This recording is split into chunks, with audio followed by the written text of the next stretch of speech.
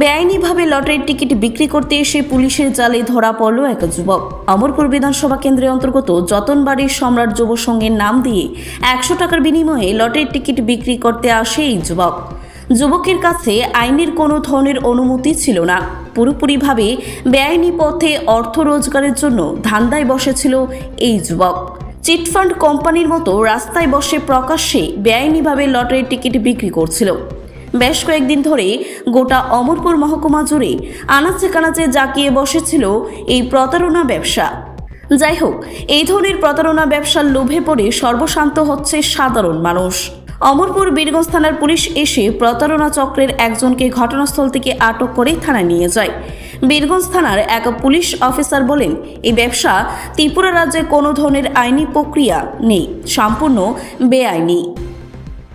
চারু ভারতী শিক্ষা সদনে 2026-27 ইংরেজি শিক্ষাবর্ষের জন্য সকল শ্রেণীতে ভর্তির প্রক্রিয়া শুরু হয়েছে। একটা ইনফরমেশন পাইছি যে মোটর স্ট্যান্ডের সামনে, অমরপুর মোটর স্ট্যান্ডের সামনে কয়েকজন লোকে টিকিট বিক্রি করতে আছে, কিছু গ্যামলিং এর টিকিট বিক্রি করতে আছে। কিসের টিকিট দিদি? হ্যাঁ, কিসের টিকিট বিক্রি করে? এটা গ্যামলিং এর টিকিট। অ্যাকচুয়ালি 100 টাকার বিনিময়ে যদি টিকিট পারচেস করে তাহলে পরবর্তী সময় লটারি হইব। লটারির মাধ্যমে এদিকে প্রায় 20 আইটেমসের মতো বিভিন্ন পুরস্কারের আইটেম আছে, তারা যে কোনো একটা আইটেম জিতবে।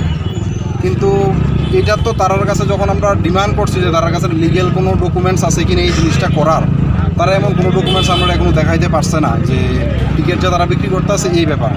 তো যেহেতু তার কাছে সাপোর্টিং কোনো লিগেল ডকুমেন্টস নাই, এই কারণে আমরা তারা ডিটেইন করেছি, যা টিকিট আছে এবং যাবতীয় যাই আছে সব নিতে আছে। পরবর্তী সময় অ্যাকর্ডিংলি আইনানুগ ব্যবস্থা নেওয়া হইব, আইনে যা আছে। ব্যুরো রিপোর্ট, খবর জনস্বার্থে।